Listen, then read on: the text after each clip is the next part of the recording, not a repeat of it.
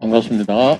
오늘도 주님을 예배하기 위하여 나오신 우리 모든 성도님들, 사정상 가정에서나 처해 있는 장소에서 온라인으로 예배드리시는 우리 모든 성도님들 주의 이름으로 환영하고 축복합니다. 다 같이 찬양대 주악에 맞추어서 묵상으로 기도드리도록 하겠습니다.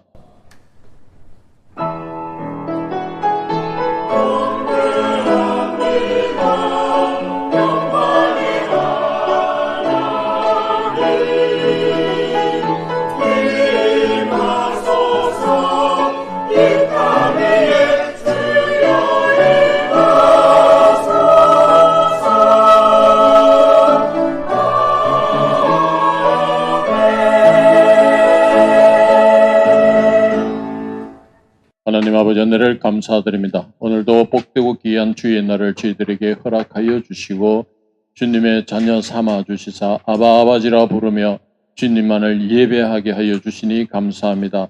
저희들이 주님 앞에 나올 때에 저희들이 모든 세속적인 것들을 내려놓고 오직 주님의 말씀 앞에 귀 기울이며 그 말씀 속에 저희들이 살아감을 구할 수 있는 귀한 아버지의 기도의 시간 되게 하여 주시옵소서. 아버지가 연로하신 우리 모든 성도님들 주님을 예배하는 자리에 나올 수 있도록 강건함으로 붙들어 주시고 이 시간 유년부로부터 드리는 모든 예배에 주님 홀로 영광 받아 주시옵소서. 우리 주 예수님 이름으로 기도드렸습니다. 아멘. 다같이 찬송드리겠습니다. 찬송가 86장 내가 늘 의지하는 예수.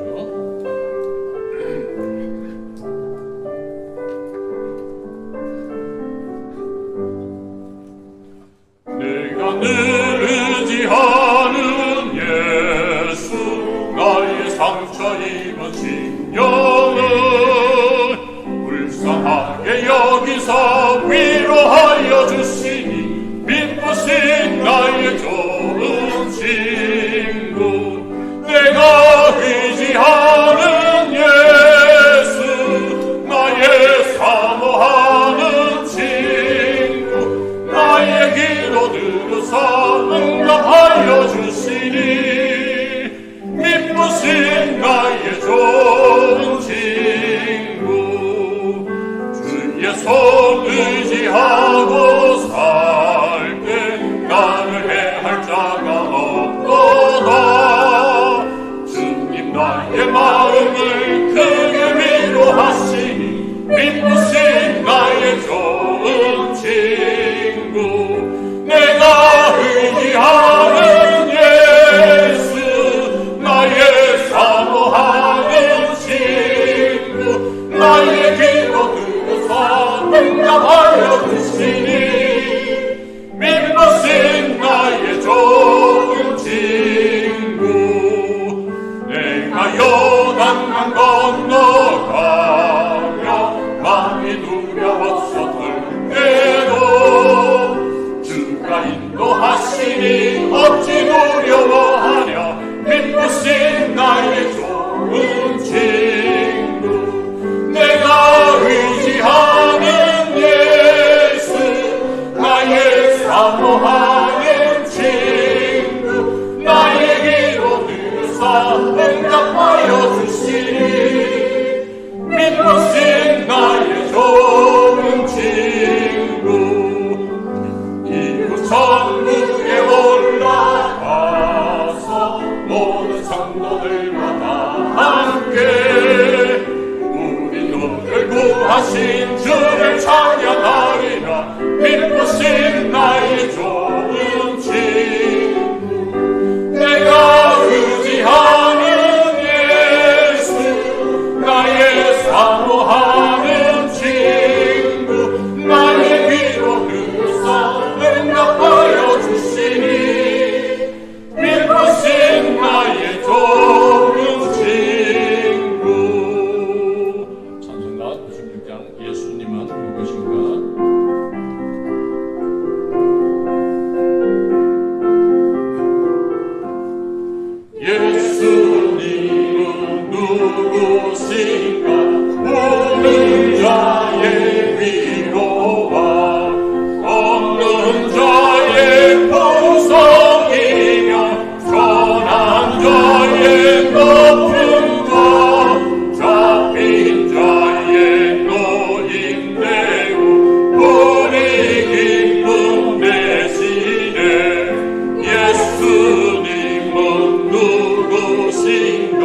약한 자의 강함과 눈먼 자의 빛이시며 병든 자의 고침과 죽은 자의 부활되고 우리 생명 되시네.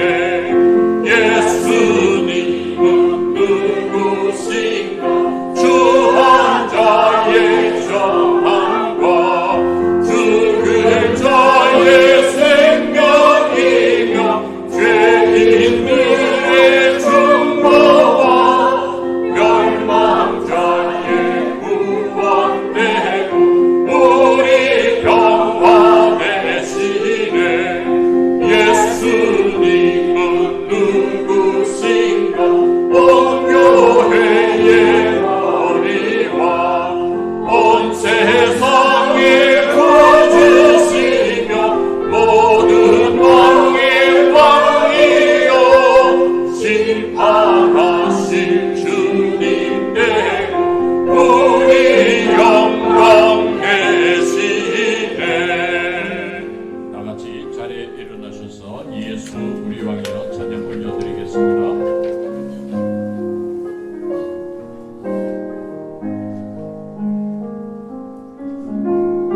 예수 우리 왕이여 이곳에 오셔서 우리가 함께 드리는 영광을 받아 주소서. 우리는 주님의 백성, 주님은 우리 왕이라. 왕이신 예수님 오셔서 좌정하사 다스리소서. 예수 우리 주시여 이곳에 오셔서 우리가 주께 드리는 찬양을 받아 주소서. 우리는 주님의 종들, 주님은 우리 주시라. 주 대신 예수님 오셔서 이 찬양을 받아 주소서.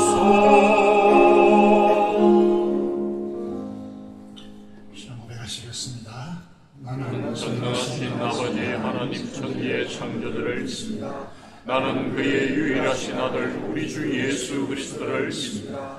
그는 성령으로 잉태되어 동정녀 마리아에게서 나시고 본디오 빌라도에게 고난을 받아 십자가에 못 박혀 죽으시고 장사된 지 사흘 만에 죽은 자 가운데서 다시 살아나셨으며 하늘에 오르시어 전능하신 아버지 하나님 우편에 앉아 계시다가 여기로부터 살아있는 자와 죽은 자를 심판하러 오십니다. 나는 성령을 믿으며 거룩한 공교회와 성도의 교제와 죄를 용서받는 것과 몸의 부활과 영생을 믿습니다. 아멘. 앉으시겠습니다.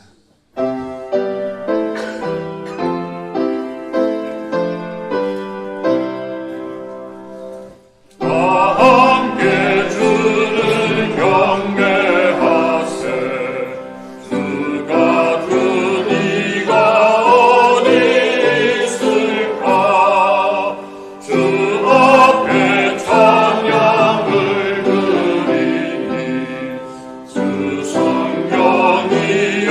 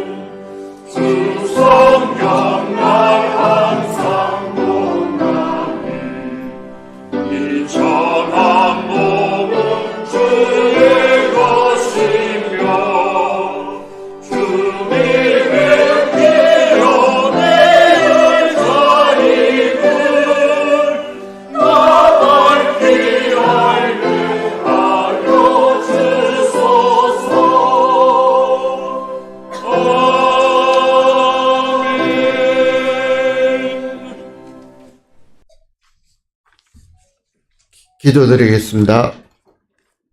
힘이 되신 하나님 아버지, 나의 힘이신 여호와여, 주를 사랑하나이다.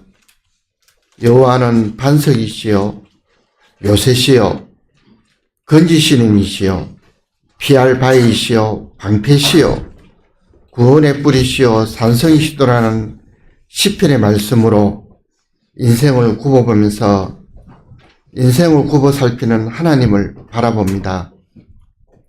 이번 주도 추위의 기승으로 사랑하는 지체들의 몸과 마음이 힘들었지만 지체들과 함께 하나님 옆에 마음을 드리게 하심에 무한한 감사를 드립니다. 교만한 마음을 낮추고 비뚤어진 마음을 곧게 하며 부정한 마음을 버리고 가난한 마음으로 주를 만나러 나왔습니다. 나만 알던 삶을 떠나 남을 섬기는 삶으로 탐욕과 탐닉을 버리고 자족과 자비를 베푸는 삶, 폭력적인 경쟁을 멈추고 정의와 정직을 세우는 삶으로 나아가게 하소서. 삶이 주님을 알아가는 여정으로 이끌어 주시옵소서. 기다리며 말씀에 귀 기울이는 시므온처럼 기도와 금식으로 구속을 바라는 안나의 삶처럼 이루어진 모든 일을 하나님께 영광과 찬송을 돌립니다. 이 나라와 이 민족을 아버지 손에 의탁합니다. 능력의 손으로 붙드실 때 이 나라와 민족이 변화되고 회복되어서 하나님만을 의지하고 하나님이 다스리게 하는 민족과 나라 되게 하소서. 고난당하는 지체들을 위하여 기도합니다. 병환 중에 있는 지체들에게는 치료와 치유의 은혜가 주님 안에 있음을 믿사오니 사랑하는 지체들에게 은혜의 은혜를 더하여 주시옵소서. 경제적 어려움에는 용기를, 자녀의 아픔에는 위로를, 가족의 갈등은 격려를 주시어서 긴 겨울이 지나 봄날처럼 어두운 새벽을 지나 밝은 아침이 오듯이 고난의 터널이 끝나기 전에 주님의 손을 붙잡고 잘 견디어 나가게 하소서. 우리에게 주신 딸과 아들을 귀하게 여기시어 자라며 심령이 강하여지고 지혜가 충만하여 주의 은혜가 그들의 위에 가득하게 하소서. 우리에게 허락하신 다음 세대들을 지켜주시옵소서. 허락하신 수련회에 충만한 은혜에 감사드리며 다가오는 수련회를 지켜주시고 참된 신앙의 고백이 되게 하소서. 다음 세대가 교회의 미래를 위하여 말씀을 가슴에 새기어 살아가며 교회의 미래가 되게 하소서. 그들을 향한 기도가 멈추지 않게 하시고 꿈과 성장으로 열매가 되며 기쁨과 은혜로 열정으로 나아가는 교육부의 간절한 기도를 받아주시기를 원합니다. 건축의 기도로 시작하여 기도로 마치기를 원합니다. 막혔던 모든 문제가 하나님의 통치로 이끌어 나가게 하시고 안전, 재정 모든 것이 주의 손에 있습니다. 섬김의 사명을 충성으로 감당하는 주의 종들을 한량한 은혜로 함께 하시어 강건함으로 나아가게 하며 사랑으로 품어서 맡겨주신 사명을 잘 감당하게 하소서. 시냇물을 찾는 갈급한 사슴의 마음에 적과 꿀처럼 단 은혜의 찬양을 주는 찬양단과 찬양대를 사모합니다. 성령의 은혜로 가득 차게 하소서. 말씀 전하는 이들에게 하나님의 눈물과 예수님의 심장과 성령님의 손길로 교회를 이끌어가게 하시고 말씀의 종으로 살아가기에 부족함이 없는 하느는 은혜로 함께 하소서. 이 시간 말씀을 통해 흐트러진 우리의 생각과 마음을 정돈되게 나아가게 하는 나침반과 같은 메시지를 전해주시는 담임 목사님을 통하여 가르치시고 이끌어주시고 몸과 마음의 강건함으로 지켜주시어서 이 시간 주일 말씀에 귀 기울이게 하소서. 우리의 자비로우신 예수님의 이름으로 기도합니다. 아멘.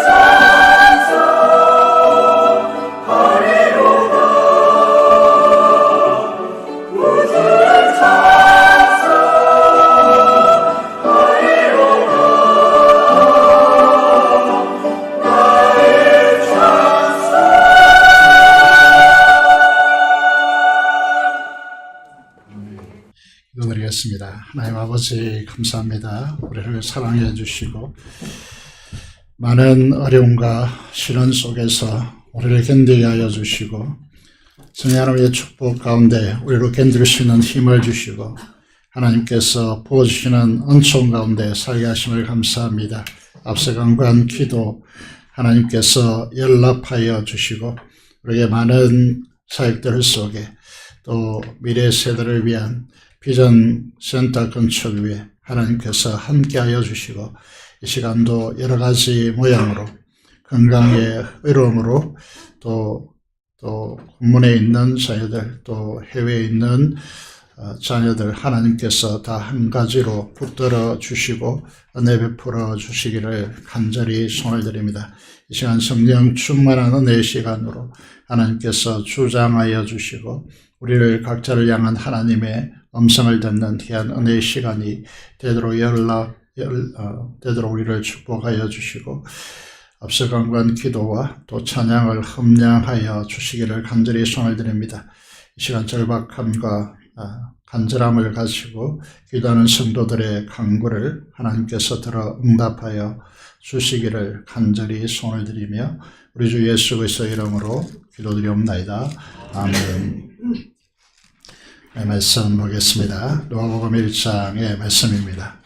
57절에서 66절의 말씀 보도록 하겠습니다.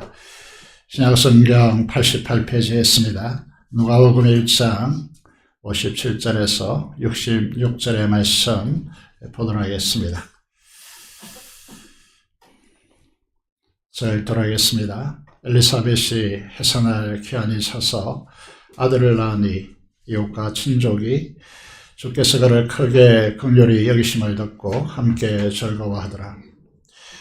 8일이 되매 아이를 할례하려 와서 그 아버지의 이름을 따서 사가라라 하고자 하더니 그 어머니가 대답하여 이르되 아니라 요한이라 할 것이라 하매 그들이 이르되 내 친족 중에 이 이름으로 이름한 이가 없다 하고 그의 아버지께 몸짓하여 무엇으로 이름을 지으려 하는가 물으니 그가 스판을 달라 하여 그 이름을 요한이라 쓰매 다 놀랍게 여기더라.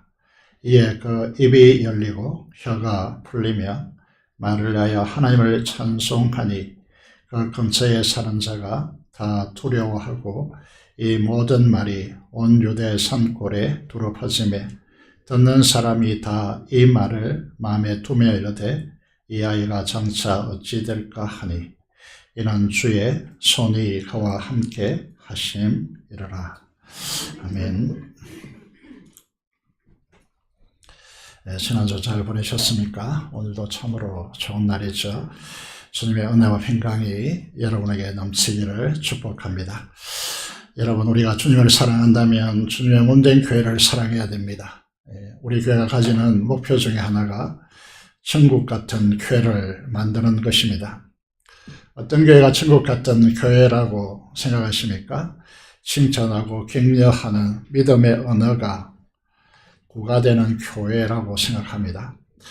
얼마 전에 윤원부 친구가 얼굴과 또 머리 색깔과 귀걸이 그리고 옷이 너무 잘 어울려서 칭찬했습니다.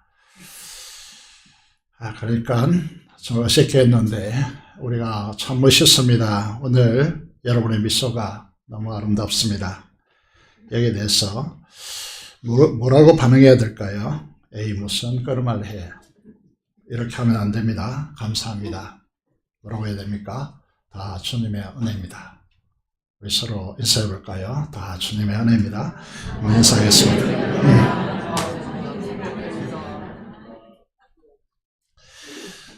예, 우리 이번에 청소년 수련회 보이는 라디오 이제 프로그램이 진행되었다고 하더라고요.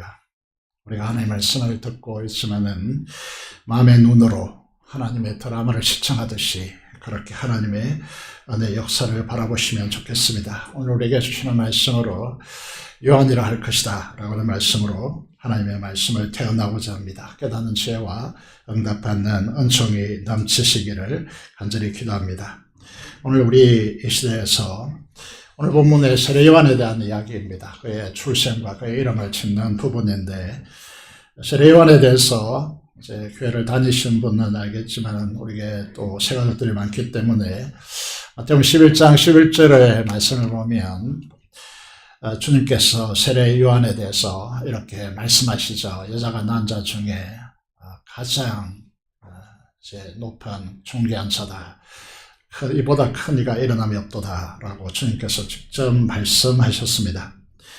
요한은 이 세상에 태어난 인간 중에 최고의 존재로 칭찬받았습니다. 우리가 잘 알고 있는 다윗이나 또 모세나 많은 인물들이 있는데 그리고 그 이후에 세례 요한의 이후에 태어난 수많은 사람들이 있는데 요한보다 크지 않다. 이렇게 말씀하고 있는 것이죠. 왜 그럴까요?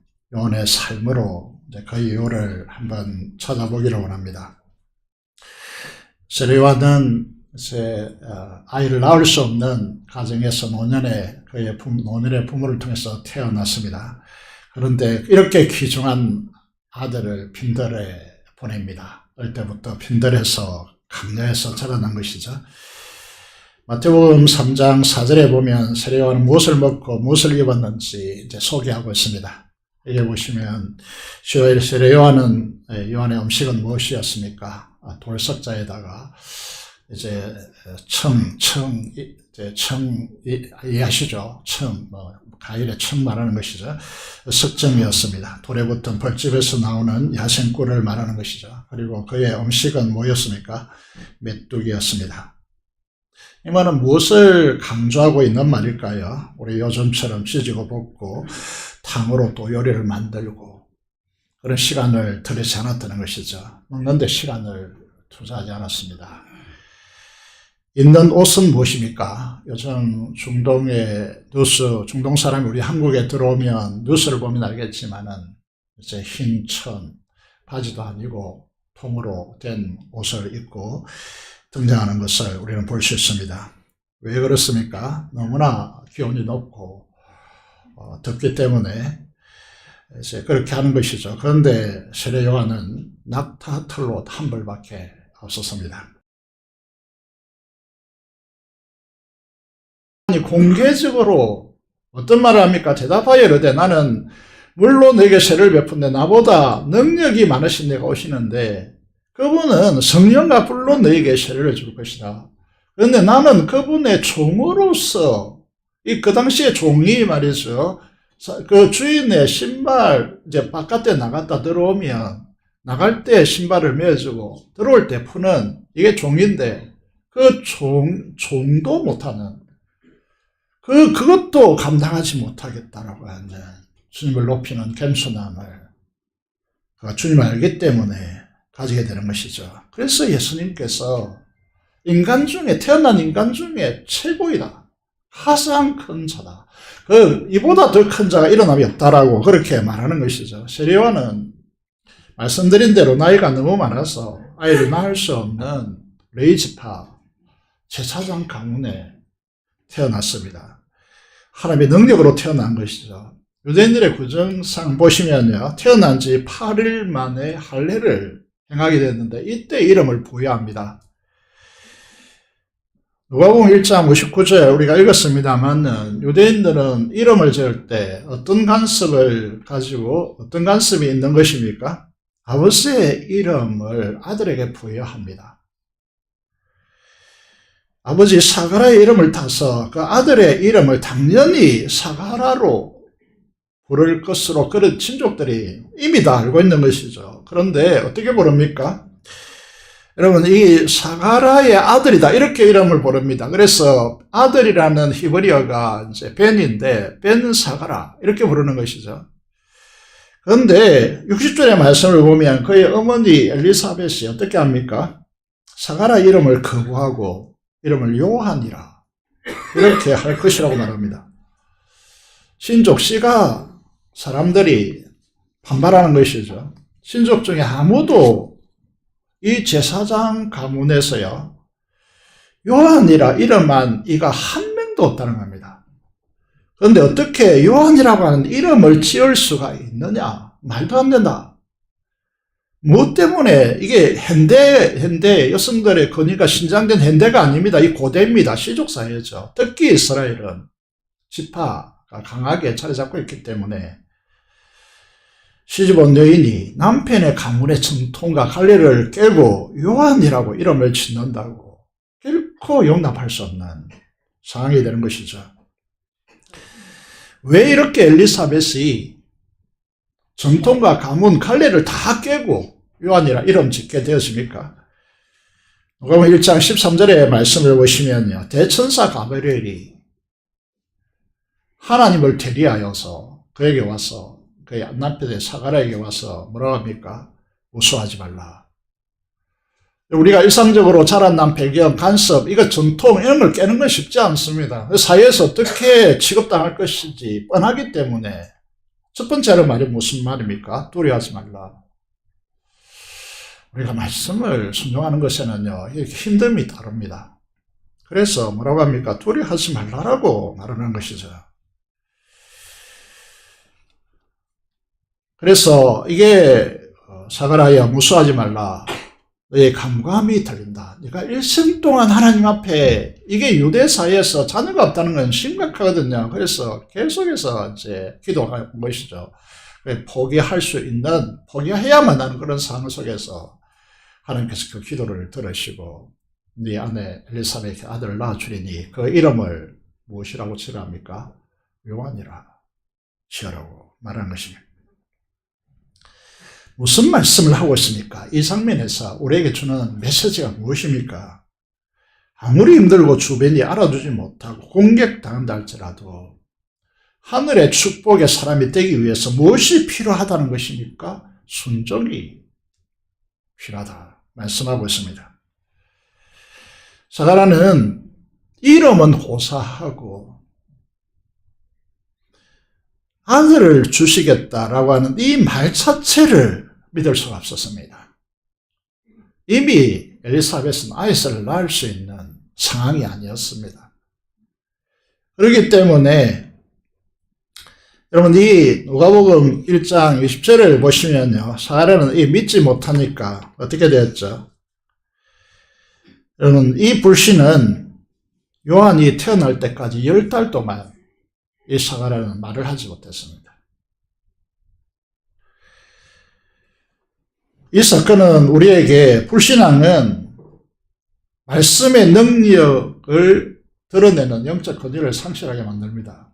그가 목회자이든지 어떤 상황이 있든지 간에 하늘의 영향력을 상실하고 자기의 동굴 안에 갇히게 되어 있습니다. 다시 말해서 영적인 말을 할 수 없는 사람이 됩니다. 우리 교회가 이런 불신의 사람들이 교회를 주도한다면 이거 끔찍한 일이죠. 하나님의 역사가 없고 인간적인 한계 안에서만 논의되고 노력하는 그런 불행한 교회가 되었습니다. 하나님의 역사가 없는, 하나님의 임재의 영광이 드러나지 못한 교회는요, 거기에 참가한 모든 성도들이 불행한 것이죠. 하나님의 약속대로 기적으로 아들이 태어나서 8일 만에 아들의 이름을 짓는데 큰 논란이 일어납니다. 교회는 항상 이렇습니다. 교회가 조용한 교회가 이게 좋은 교회가 아니고 하나님의 말씀에 순종하는 데 따른 어려움을 극복하기 위해서 많은 혼란이 있고 많은 어려움이 있을 수밖에 없습니다. 그런 상황 속에서 하나님의 말씀에 순종하는 것으로 나아가는 교회가 하나님의 역사를 경험하는 것이죠. 교회는 항상 이렇습니다. 그래서 교회에 여러 어려움이 일어난다. 이게 중요한 문제가 아니고 그 가운데서 어떻게 주님의 말씀에 순종하느냐의 문제죠. 그런 부분에서 이 사가랴가 어떻게 합니까? 말을 못하니까 서판을 달라 하여서 아들의 이름을 요한이라고 씁니다. 하나님의 기적의 역사를 보았기 때문에 사가랴는 순종할 수밖에 없었습니다. 어떻게 됩니까? 하나님의 능력에 순종하니까 어떤 일이 일어납니까? 사람들이 놀랍니다. 우리의 삶을 하나님의 능력으로 돌이킬 수 있는 길은 어디에 있겠습니까? 인간적으로 납득이 되지 않지만은 하나님의 말씀에 순종하는 것입니다. 순종의 삶은 우리로 하여금 놀람과 경이로움의 하늘의 역사를 일으키게 합니다. 어떤 역사가 일어납니까? 첫 번째 64절의 말씀을 보시면요, 사회에 막혔던 입이 곧 열립니다. 혀가 풀립니다. 말을 합니다. 그 언어가 무엇입니까? 사가랴의 이전의 불신의 언어가 아닙니다. 이전의 언어와 완전히 다른 언어를 구사합니다. 약속을 통해서요, 이루실 미래, 믿음으로 나타나는 하나님의 역사를 확신하면서 성취되어질 미래를 현재로 가져와서 구사하는 이 언어가 열리는 것입니다. 단순히 말을 못하다 말을 했다 이런 이야기가 아닙니다. 자세히 보면 알겠지만은요, 두 번째 65절에 보시면요, 이 소문이 사방에 퍼져나갑니다. 그래서 근처에 사는 자가 다 두려워합니다. 약속의 성취로 오는 하나님의 역사는 사람들 하여금 하나님을 두려워하게 만듭니다. 하나님을 경외하게 만드는 것이죠. 그리스도인들이 천박하게 되는 순간이 언제냐 하면 하나님을 향한 두려움을 상실했을 때입니다. 주님의 살아 역사심이 생생한데 우리를 통하여 드러나는데 과연 주님의 이름을 함부로 모욕할 수 있을까요? 여러분, 하나님의 말씀에 순종하는 우리를 통하여 이루시는 하나님의 역사를 보는데 사람들이 두려워하지 않을까요? 하나님을 경외하게 되어진다는 것이죠. 이런 역사를 일으키는 사람들이 우리 교회 성도들이어야 한다는 것입니다. 세 번째로 66절을 보시면요. 주의 손이 함께 하심을 보면서 이 아이가 기적적으로 태어났을 뿐만 아니라 전혀 레위지파 제사장 가문에 없는 이름이 주어지고요. 그래서 사가랴가 서판으로 쓰고 입이 풀리는 이 역사를 보면서요. 사람들이 어떻게 말합니까? 이 아이가 장차 어떻게 될까? 이 기대감이 폭발하는 것이죠. 진정한 믿음은 기대를 불러일으킵니다. 그럼 좋은 교회는 어떤 교회냐? 기대하는 교회죠. 기대가 없는 교회는 쓸쓸한 교회입니다. 황폐한 교회입니다. 여러분에게 어떤 기대가 있습니까?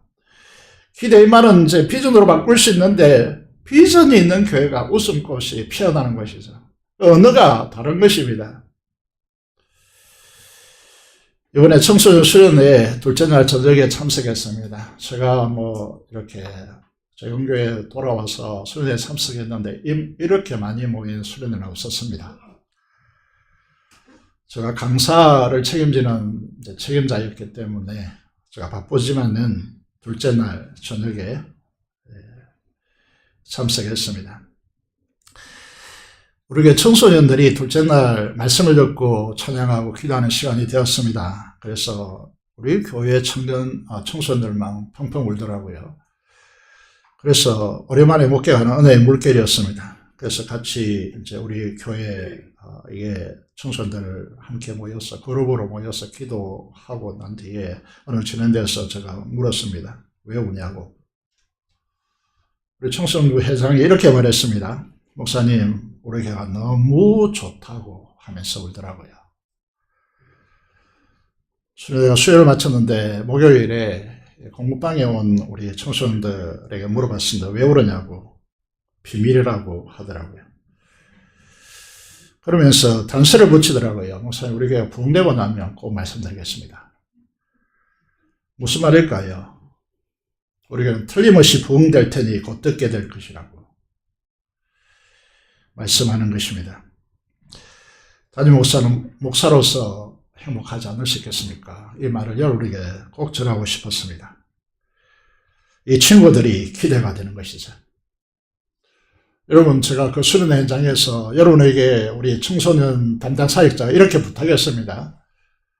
지난 재직회 하면서 처음 오는 친구들이 처음 수련회에 참석하는 친구가 있는데 그 친구를 위해서 꼭 기도해달라고 그 친구에게 물었습니다. 이제 교회 계속 나올 것인가? 예, 목사님 꼭 계속 다니겠습니다. 둘째 날 저녁에 같이 오기로 했는데 그 다음 날까지 있겠다고 하더라고요. 이와 같이 믿음의 역사는 기대를 가지게 하고 기대의 성취를 내다보게 합니다. 이 사실을 우리가 보셔야 한다는 것이죠. 이제 사가랴의 찬양의 언어를 주목해 보고자 합니다. 성령 충만하여 부르는 찬양의 언어를 이제 보시기 바랍니다. 우리가 불러야 할 찬양이요, 나누어야 할 언어요, 간증해야 될 신앙의 고백이기 때문에 그렇습니다. 이런 언어가 있는 교회가 천국 같은 교회이기 때문입니다. 67절을 보시면요. 구조를 잘 보셔야 됩니다. 사가랴가 성령 충만을 받습니다. 성령 충만하면 어떻게 됩니까? 예언하여 이르되 예언하게 되었습니다. 이 예언이 무엇입니까? 세상에서 말하는 점치는 것이 아닙니다. 성령 충만한 상황을 우리가 잘 보시면요. 대표적으로 사도행전 2장에서 이제 인용되어 있기 때문에 요엘서 2장 28절을 보겠습니다. 거기 보시면요. 어떻게 되어 있죠? 그 후에 내가 내 영을 만민에게 부어준다. 성령 충만하다라는 개념입니다. 너희 자녀들이 장래 일을 말하며 이렇게 됐습니다. 한때 제가 이제 교회 사역을 하면서 이제 다음 세대 교회 학교 이제 담당하면서요. 이 아이들 속에 욕이 왜 그렇게 많은지, 왜 그렇게 욕을 많이 하는지 이해가 되지 않을 때가 있었습니다. 성령 충만하면요, 장래 일을, 너희 자녀들이 장래 일을 말한다. 이렇게 말합니다. 이 너희 자녀들이라는 것은 단순히 나이가 어리다. 다른 이제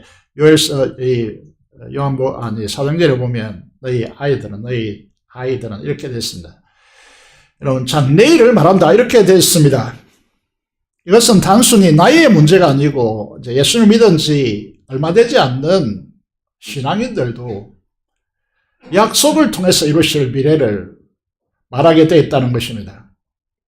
여기 늙은이들은 이렇게 됐습니다.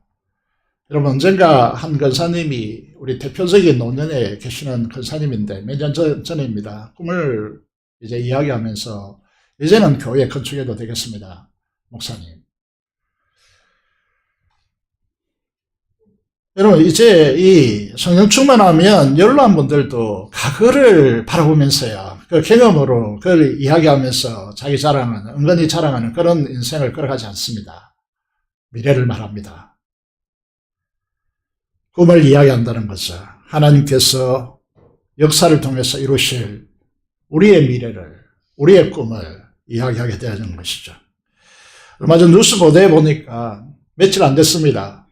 이런 기자의 보도가 있더라고요. 우리 대한민국에 직장도 가지 못하고 알바도 하지 않는, 그냥 방콕 가는 청년들이 40만이다. 이렇게 보도가 나왔습니다. 여러분, 저는 요즘 기도하는 부분이 2030 세대들이, 이게 이제 무주공산 이제 섹터이기 때문에 그들을 말씀으로 이끌어내어서 이 말씀으로 무장시키면 이 한국 사회가 새로워질 것이다 라고 하는 꿈을 꾸고 있습니다. 그래서 이번 그분과 나누는 것이, 그분 청소년 리더십 트레이닝의 전문가인데, 그분과 대화를 하면서 우리 교단의 청소년들, 청년들 좀 리더십 함께 훈련을 하고자 꿈꾸고 있습니다. 청년들, 젊은이들이 성령 충만하면 이상을 봅니다. 환상을 봅니다. 비전을 이야기하게 됐습니다. 하나님의 역사를 믿음으로 바라보고 비전을 선포하고 그것을 이루기 위해서 스스로 훈련하고 미래로 나아가는 것을 말합니다. 이게 청년다움이라는 것이죠. 여기 보시면 모든 세대, 모든 대상들이 성령 충만하면 예언하고 꿈을 꾸고 환상을 봅니다. 볼 것이고 꿈을 꾸고 말하게 되어진다라고 하는 이 이야기를 하게 되는 것입니다. 다시 말해서 성령 충만하면 언어가 바뀝니다. 67절에 보시면요, 성령 충만하여 예언하여 이르되, 그 다음 글이 뭡니까? 찬송하리로다. 이렇게 됐습니다.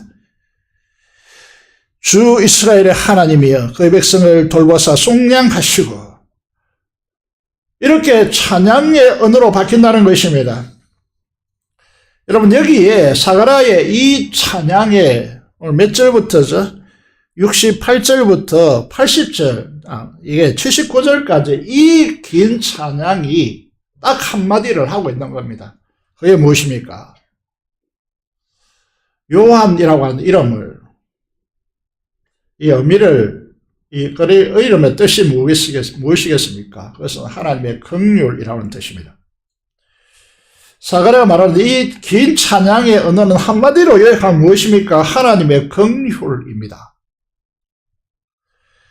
이 긴 찬양이 무엇을 말하는 것입니까?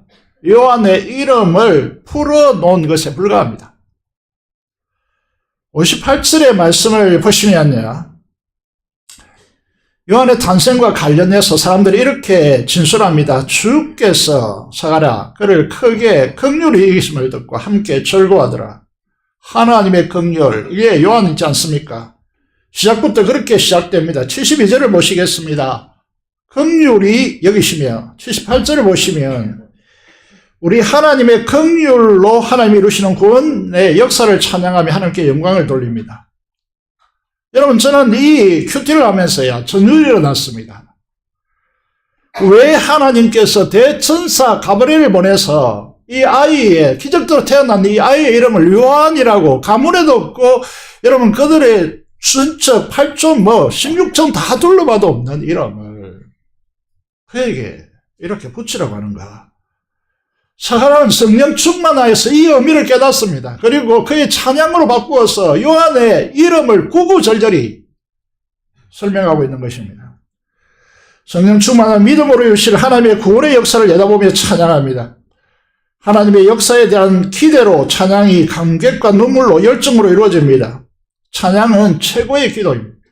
그리고 성령의 충만함에서 오는 찬양은 인간적이고 인위적이고 인간의 사연에 의해서 짓밟히지 않습니다. 고가에 떠있기 때문에 인간이 그걸 추락시킬 수 없습니다.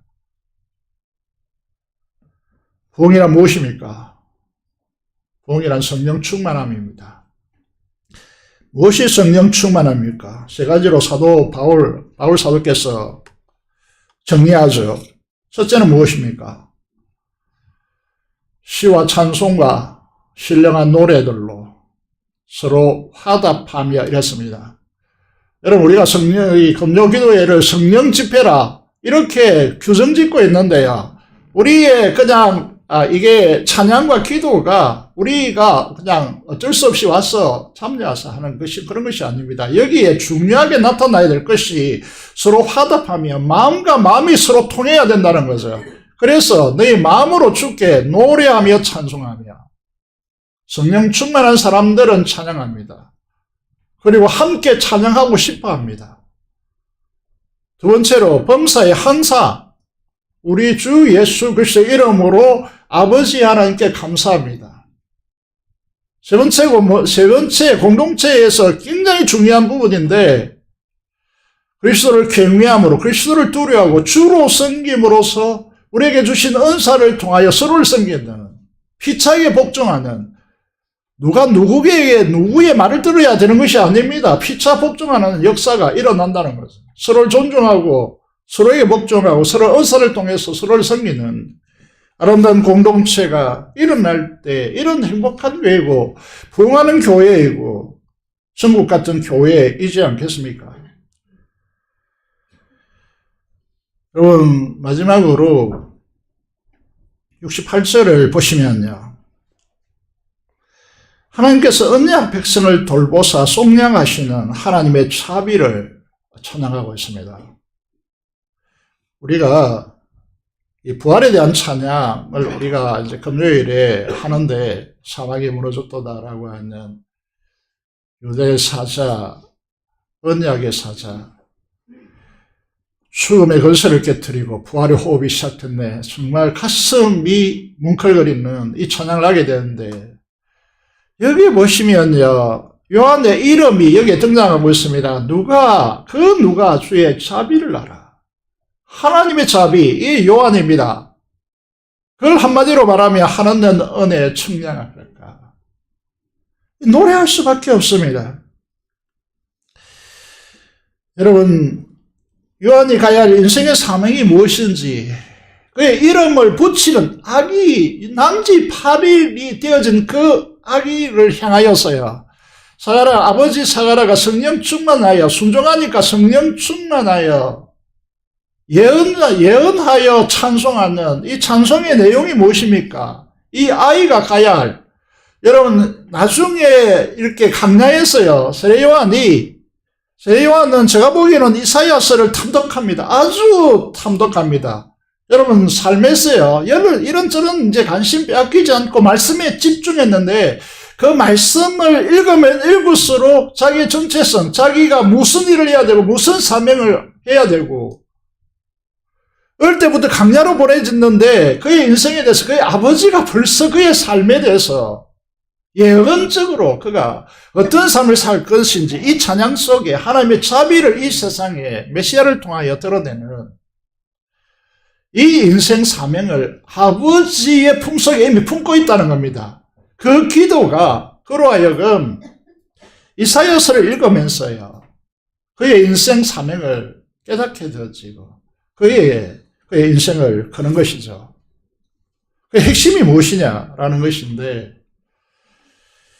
오늘 읽지 않았습니다만 누가복음 1장 78절, 79절을 보겠습니다. 보시면요,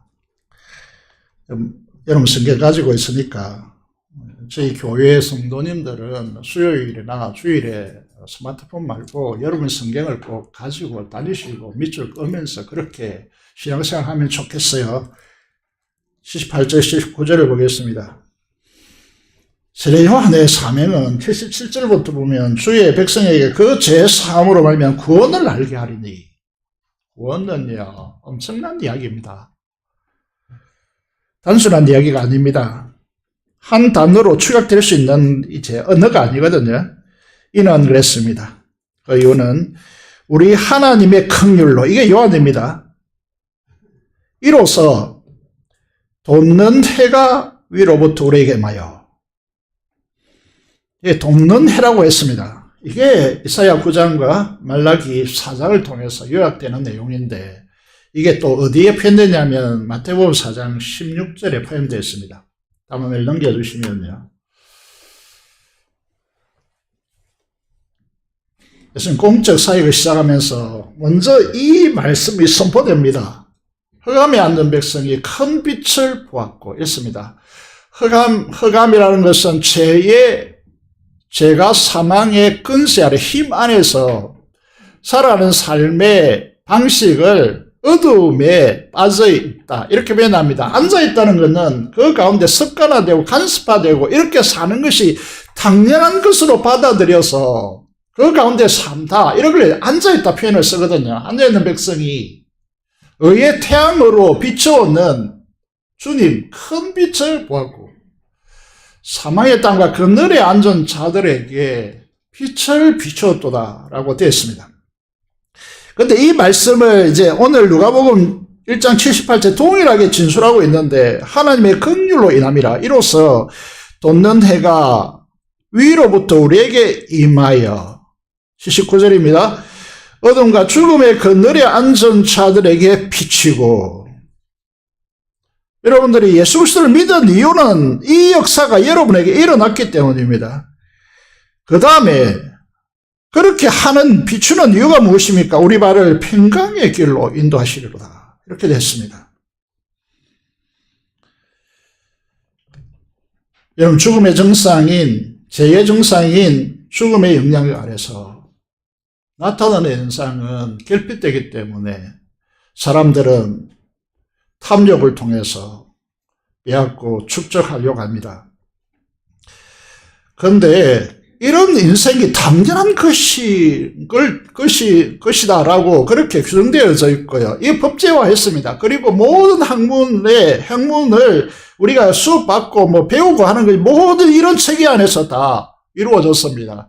그래서 복음이 없이는 이런 체계가 이게 당연한 것이 아님을 깨달을 수가 없는 것이죠. 그래서 여러분, 복음을 통해서 예수 그리스도의 의의 태양이신 예수 그리스도께서 우리에게 비치도록 하는 역할을 복음이 하는 것이죠.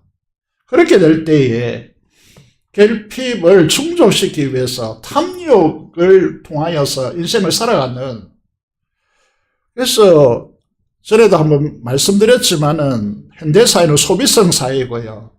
그 소비성의 정신은 무엇이냐 하면 이게 결핍의식입니다. 그걸 자극해서 소비화하는 것이죠. 이 현대사회의 실정이라고 하는 것입니다. 그로부터 우리를 자유케 해서 하나님의 무한한 차원으로 공급받아 나누는 삶을 우리고 살아가게 하는 것입니다. 결론은 우리를 평강의 길로 인도하시는 것이죠.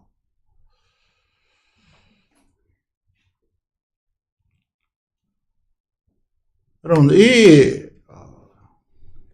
우리가 스스로 이 길을 걸어갈 수 없습니다. 하나님의 긍휼로 돋는 해가 위로부터 우리에게 임할 때만이 어둠과 죽음에 앉은 자들이, 우리들이죠. 그것을 우리 실상이 드러나게 되는 것이죠. 그리고는 우리는 새로운 길, 우리의 발을 평강의 길로 나가게 하는, 인도받는 이 삶이 우리에게 주어진다는 것입니다. 사랑하는 여러분, 오늘 몇 가지를 정리했습니다. 하나는 오늘 주시는 메시지가 여러분 이게 우리 교회에 할 일이 너무 많잖아요. 근데 여러분 삶이 세상에 너무 분주해 있다. 세상에 여러분 삶을 다 주고 있다. 라고 한다면요. 여러분 우리가 평강의 길을 걸을 수가 없습니다. 삶을 단순화시키십시오. 충분하지 않습니까? 삶을 단순화하셔야 됩니다. 두 번째로요. 우리는 중요한 순간에 딱 직면하게 되어지는데 그 중요한 순간이 무엇이냐 하면 하나님의 말씀을 순종할 것인가 아니면 내가 살아온 평안의 삶을 선택할 것인가. 이 기로에 항상 하나님 우리를 직면하게 만듭니다. 그때 우리가 두렵고 내가 살아온 삶의 길과 전혀 다른 길이기 때문에 우리가 순종하는 그 순간에 우리를 두렵게 만들고 그 길을 걸어가지 못하게 하지만은 그것을 넘어서서 그 하나님의 역사에 순종하게 될 때 서가랴와 같은 성령 충만하여 하나님의 언어로 하나님을 찬양하고 하나님의 역사를 우리의 삶에 가져와서 주변의 사람들을 하나님의 행복으로 물들이는 것이죠. 내 한 사람의 순종을 통하여 하나님의 역사를 가져오는 것은 내 한 사람에게만 해당되는 것이 아니고 나를 둘러싼 우리 주변의 교회, 더 나아가서 이 민족에게 복을 안겨주는 놀라운 역사를 우리에게 가져올 것입니다. 그럴 때 우리는 성령 충만하게 될 것이고 이 기독교의 최고의 복은요. 두말할 필요 없이 평강입니다. 여러분 어떤 말을 하더라도요. 저는 기독교 최고의 복은 평강이라고 단언할 수 있습니다. 이 평강은 무엇이냐 하면 워낙 중요해서요. 평강 영어로 이제 히브리어는 살롬이라고 하고요. 영어로는 번역하면 피스입니다. 그런데 이 단어들이 이걸 그 단남에 함축시킬 수 없기 때문에요. 성경은 이미지, 그림 그리듯이 우리에게 이해시킵니다. 그 첫 번째 그림이 뭐냐 하면 인간의 재결핍을 사막이라고 표현하고요. 사막에 웬만하게 물 부어봤자 표시도 안 나거든요. 그런데 사막이 넘쳐 흘러 사막에 물이 넘쳐 흘러서 강물이 되어지고 여러분 이 300만의 이스라엘이 먹고 하는 이런 그림을 이미지화합니다. 그게 평강이라고 말합니다. 두 번째 평강의 그림을 어떻게 그립니까? 사해바다가 있는데 죽음의 바다입니다. 그곳에 가보신 분은 알겠지만 생명체 아무것도 없고요. 소음기가 너무 높다 보니까 그곳에 사람들이 그냥 물에 떠가지고 이렇게 수영 칠 필요도 없고 양산을 펴고 이렇게 안에 떠 있습니다. 문이 너무 높았기 때문이죠. 그런데 그 사해바다, 죽음의 바다가요, 이 세상을 표현하는 단어이죠. 언어이지 않습니까? 그런데 그게 생명의 바다로 에스겔서 48장에서 그 그림을 그렇게 그려서 우리에게 이게 평강이다라고 하는 것입니다. 여러분, 그리스도인들은 이 세상이 한계된, 예를 들어 10이라고 하는 한계된 자원이 있는데 그걸 10을 가지고 예를 들어서 100사람이 가지려고 하는 빼앗고 빼앗간 힘 있는 자가 빼앗으려고 그러고 야간 술을 써서 빼앗으려고 하고 이런 체계 속에서 갇혀 있지 말고 어떻게 하라는 것입니까? 전혀 다른 하늘에서 온 자원을 좀 써라. 이게 평강이라는 겁니다. 이걸 공급해 주겠다는 것이죠.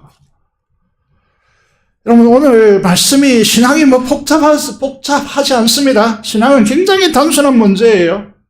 제가 보시면요. 여러분, 이게 이제 순종하느냐, 순종하지 않느냐. 이 문제입니다. 다른 건 아무것도 없어요. 여러분, 순종하여서 주님께서 의의 태양으로 우리에게 이미 와 계시기 때문에 순종하여서 우리가 함께 평강의 길을 걸어가는, 평강의 길로 인도받는, 그래서 무엇이 부족하다, 안 된다, 이런 이야기가 남하는 것이 아니라 주님의 은혜의 삶, 주님의 긍휼로 우리에게 부어주시는 은혜로 우리는 평강의 길을 걷고 있다라고 하는 가슴을 내밀고 또 뿌듯함으로 어떤 사람이 어떤 말을 하든지 간에 그건 전혀 나에게 영향을 미칠 수 없고 하나님의 평강의 길로 인도하는 그런 축복의 사람들이 되시기를 주님의 이름으로 축복드립니다. 10분까지 마치려고 왔는데 좀 잘 안 되네요. 함께 기도하겠습니다. 여러분 오늘 말씀을 기억하면서요. 성령 충만한 그리스도인들이 되도록 민족봉과 통일을 위해 파생 선교사로 이제 선교사를 위해서 하나님 앞에 기도하도록 하겠습니다. 기도하겠습니다. 살아계신 아버지 하나님 은혜를 감사합니다. 우리를 하나님께서 축복하여 주시고 은혜를 베풀어 주셔서 하나님의 은혜 앞에 우리를 세워주시고 하나님 성령 충만한 그리스도인들로 세워지는 은혜가 있게 하여 주시기를 간절히 손을 드리며 하나님께서 인도하여 주시고 민족의 통일과 탈선의 선교사를 통하여 하나님 일하여 주시옵소서. 감사를 드리며 우리 주 예수 그리스도의 이름으로 기도드리옵나이다. 아멘. 284장 찬송 드리면서 384장 부르면서 찬양 헌금하도록 하겠습니다.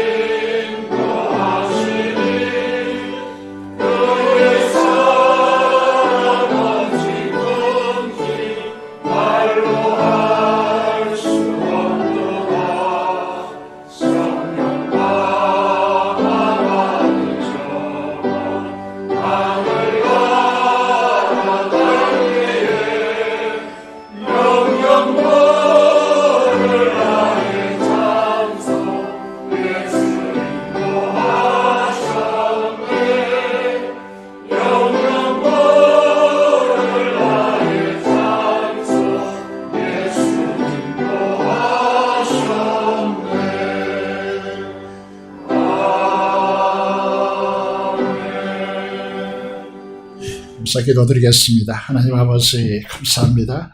성령 충만한 그리스도인이 되게 하여 주시고 성령 충만할 때 우리의 언어가 믿음의 예언적인 언어로 바뀌고 하나님 구체적으로 일어날 약속을 통하여 미래를 바라보며 그것을 현재로 앞당겨 와서 믿음으로 고백하며 우리의 삶을 사명으로 바꾸는 하나님의 은총의 사람들 되어줄 수 있도록 우리 교회를 축복하여 주시고 오늘 말씀을 들은 성도들이 아버지는 중요한 순간에 부딪힐 때마다 믿음으로 순종할 수 있는 은혜를 부어주시기를 간절히 손을 드립니다. 그래서 요 안에 하나님의 긍휼로 하나님의 은혜가 넘쳐나는 그런 사역이 우리를 통하여 전개될 수 있도록 하나님께서 역사하여 주시옵소서. 살아계신 아버지 하나님, 주님과 11조 목장을 따라 하나님 변신하는 주의 충성된 자녀들에게 두 손으로 축복하여 주시고 하나님 아버지 드린 손길마다 하나님 그 심령이 하나님의 성령 충만함으로 세워지게 하여 주시고 하나님 공급하는 무한한 차원의 공급을 받아 하나님께 영광 돌리는 삶이 되도록 하나님께서 두 손들어 축복하여 주시옵소서.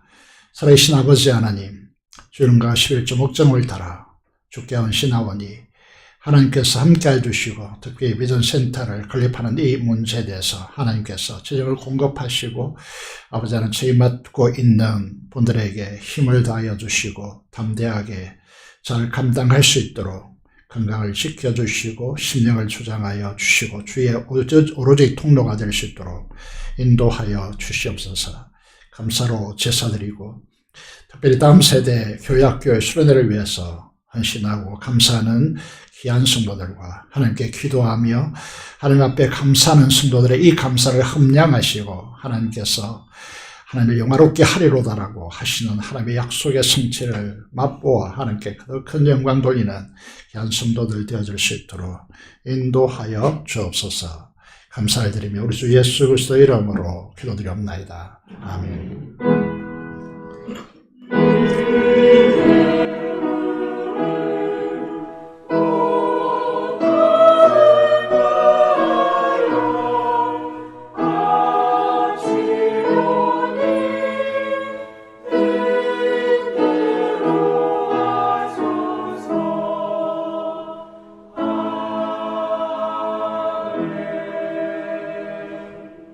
그 소식을 말씀드리겠습니다. 그 소식을 보시겠습니다. 다른 소식들은 주보를 참조해 주시기를 바랍니다. 이번 주 금요일 토요일에 신년부 수련회가 있습니다. 위에서 기도해 주시길 바라고 신년부가 성령 충만하여 새로운 역사를 이제 역사로 나아가는 은혜의 시간이 되도록 위해서 기도해 주시면 좋겠습니다. 오늘 오후에 순서가 좀 왔다 갔다 합니다만은 이제 교사 전체 모임이 있습니다. 그래서 이 교사 모임에 교사들과 또 부장집사님, 사역자들과 또 우리 장로님들과 목자 여러분들도 관심을 가지시고 참석하시면 큰 유익이 될 것 같습니다. 위해서 기도해 주시기를 바라겠습니다. 그 외 강권은 참조해 주시기를 바라겠습니다. 오늘 이주식 집사님 부친이신 이도 성도님께서 지난주에 별시하셔서 장례식이 있었습니다. 우리 이주식 집사님 잘 모르시는 분들이 많더라고요. 그래서 한번 일어서 주셔서 일어서 주시면 감사하겠습니다. 한번 큰 박수로 격려해 주시면 감사하겠습니다. 이주식 집사님은 우리 하얏트 호텔, 롯데 호텔 제 주방장, 책임 주방장으로 일하셨고 지금은 스시집을 하고 있고 또 여러분에게 큰 식당을 계획 중에 진행하고 있습니다. 많이 기도해 주시면 감사하고 또 하늘의 소망을 가지고 믿음으로 잘 살아갈 수 있도록 기도해 주시면 좋겠습니다. 그리고 우리 이하준 군의 돌이 있었습니다. 그래서 그 가정에서 돌떡과 음료를 제공한다고 합니다. 이주식 집사님께서도 떡을 제공했습니다. 그래서 좀 아쉬운데 다음 주에 또 이렇게 나누어서 하면 좋았을 텐데 라는 생각을 가지게 되었습니다. 청년부 사역자 또 요년부 간사로 오신 두 분을 여러분 앞에 소개하도록 하겠습니다. 우리 전영훈 전도사님, 사울로회 때 강도사님으로 이제 되게 됐습니다. 그리고 요년부 간사 임채연 우리 간사님 오셨습니다. 앞으로 나오셔서 인사하시겠습니다.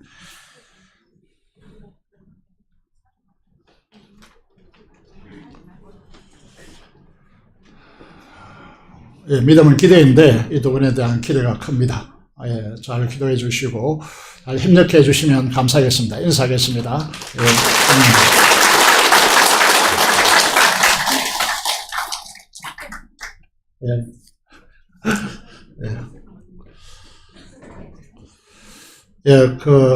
할 말은 오늘 설교를 통해서 이제 하도록 하겠습니다. 오늘 오후에 설교 기대함으로 참조해 주시면 좋겠습니다.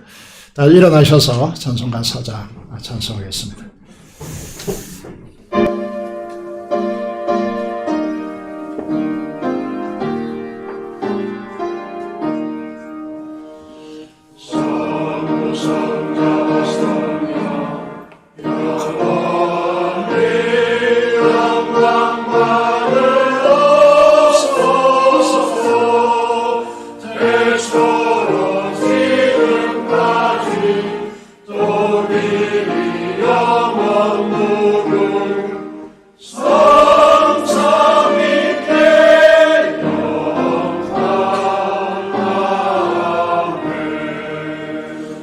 받겠습니다. 지금 우리 주 예수 그리스도의 은혜와 하나님 아버지의 그 놀라운 사랑하심과 성경의 동충만 감동하심이 오늘 말씀에 순종하며 성령에 충만하여 하나님의 약속된 미래를 오늘 가지고 와서 찬양하며 고백하기를 원하는, 그래서 하나님의 역사의 기대를 가지고 살아가기를 원하는 사랑하는 성도들의 심령과 가정과 생업터전 위에 지금부터 영원토록 함께 하시기를 축원합니다. 아멘.